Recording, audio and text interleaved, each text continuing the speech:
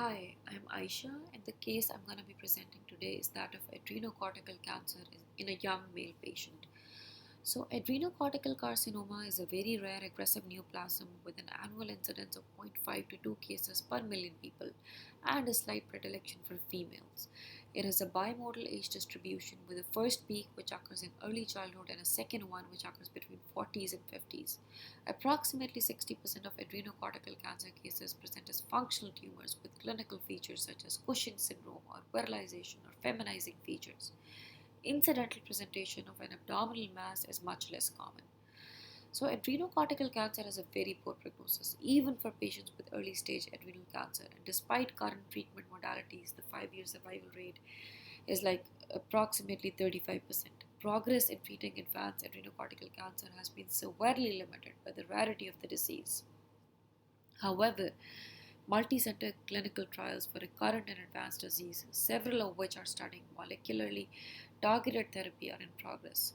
Our case report highlights the unusual presentation of a large adrenocortical cancer in a 28-year-old male. So, this patient initially presented with acute onset of right-sided pleuritic chest pain.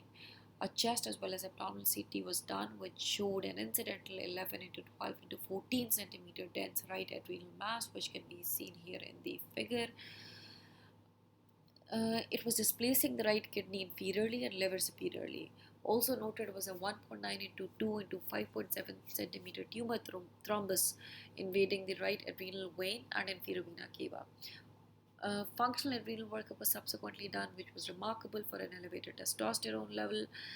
However, there was no evidence of any virilization features. Serum renin, aldosterone, potassium, cortisol, ACTH levels, 24-hour urinary free cortisol, and plasma metanephrine levels were all within normal limits. Subsequently, a multi-stage resection was done, which involved cardiac surgery for mediastinal exploration with control of the intrapericardial inferior vena cava, vascular surgery for tumor thrombectomy with primary repair of the inferior vena cava, and urology for open right adrenalectomy and right nephrectomy en bloc due to dense adherence of the mass to the kidney.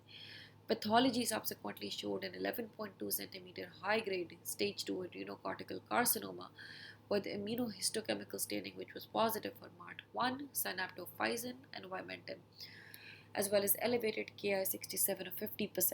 Post-operatively, the patient's testosterone levels normalized. He was initiated on adjuvant mitodane as well as concomitant adjuvant radiation therapy. Genetic testing was also done, which was negative for germline pathogenic variants, including TP53 and MSH2 genes. So, to wrap up, adrenocortical cancer is a very rare endocrine malignancy with extremely poor prognosis.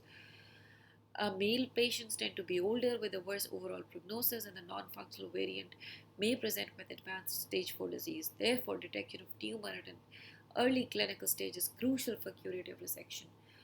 Recurrence, even after seemingly complete resection occurs in approximately 80% of cases, which is a very high percentage. Mitodane remains the cornerstone of medical treatment to reduce the risk of ACC recurrence following surgical removal. For our patient, given lack of metastatic disease and complete surgical resection, systemic chemotherapy was initially deferred. However, he was subsequently started on mitodane in light of his high grade tumor as well as adjuvant radiation therapy due to increased risk of local recurrence. So, our patient illustrates the diagnostic challenges that arise from adrenocortical cancer and highlights the awareness of this very rare presentation. Thank you.